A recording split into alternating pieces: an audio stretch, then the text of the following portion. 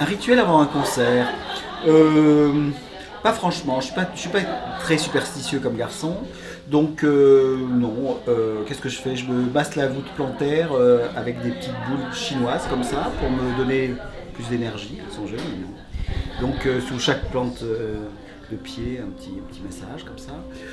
Ou alors je bois de l'eau chaude, une technique chinoise pour réchauffer son corps, avoir une impression d'être purifié. Voilà, c'est des choses très très simples, mais c'est surtout sur la chaleur du corps, sur le fait que le corps se sente en forme et dans une bonne énergie pour commencer le concert qui demande de toute façon beaucoup d'énergie.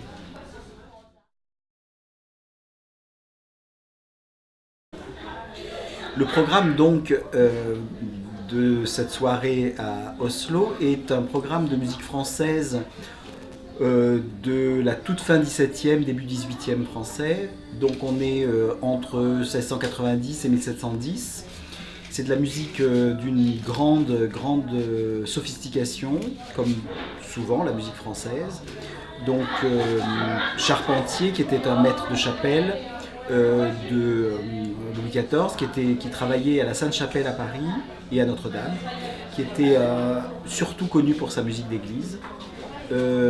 Campra, qui était aussi un des musiciens de Louis XIV, un musicien qui a eu une carrière assez compliquée. Il était aussi maître de chapelle à Notre-Dame de Paris et il avait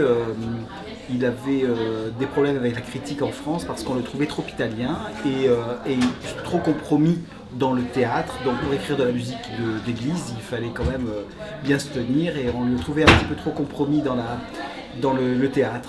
Et puis Rameau qui lui a commencé sa carrière comme organiste dans une église à Dijon, à Clermont-Ferrand, à Avignon, et puis qui est venu à Paris, a tenu pendant une très courte période les orgues, a pu à Lyon composer quelques motets, et puis après il est devenu le compositeur lyrique qu'on connaît, donc c'est essentiellement de la musique lyrique que Rameau a composé. Cependant, ce motet, In Cupertello, est un motet passionnant parce qu'il préfigure beaucoup ses opéras. Donc il a été écrit à Lyon, il a été repris à Paris pour le concert spirituel.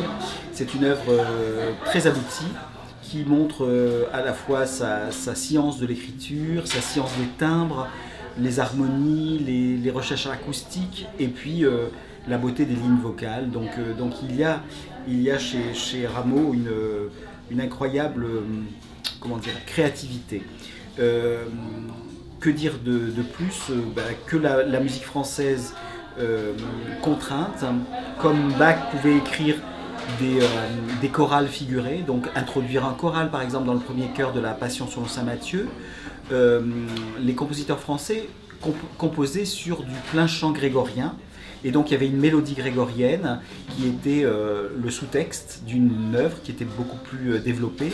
Donc vous avez ça de façon très claire dans les pièces de Charpentier pour orchestre. Vous avez des lignes de grégorien qui sont très dépouillées et très clairement en exergue. Et puis vous l'avez aussi dans le Requiem de Campra de façon beaucoup plus cachée. Toute la première, le premier numéro, le Requiem, le tout premier numéro, le Introitus, est écrit sur la basse qui figure donc le grégorien, le chant grégorien sur le Requiem.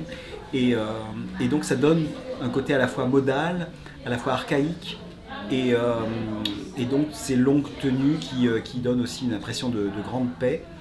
Voilà, moi j'aime particulièrement ce Requiem de Campra parce qu'il il montre une foi très sereine. Et donc la mort pour un compositeur du XVIIe siècle ou pour un auditeur du XVIIe siècle était une chose qui se faisait sereinement. C'est-à-dire on approche Dieu et on va être recueilli dans ses bras de façon très affectueuse. Et donc il y a dans ce requiem, je trouve, une grande confiance, une grande foi en Dieu, et donc une grande sérénité, une grande lumière qui se dégage de tout ça. Il est écrit en fa majeur, et ce fa majeur a une espèce de grande sérénité, une paix incroyable. Donc j'aime particulièrement ce requiem que j'aimerais bien, si le jour où je meurs, si quelqu'un m'entend, qu'il joue le requiem s'il a beaucoup d'argent, ou sinon il passera juste le disque.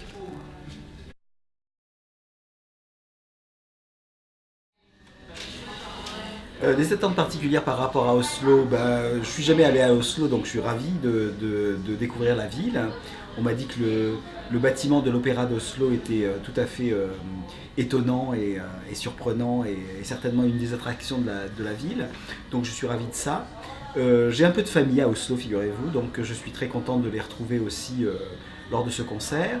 Et puis, par rapport au public, non, rien de particulier. On va être dans un festival de musique religieuse.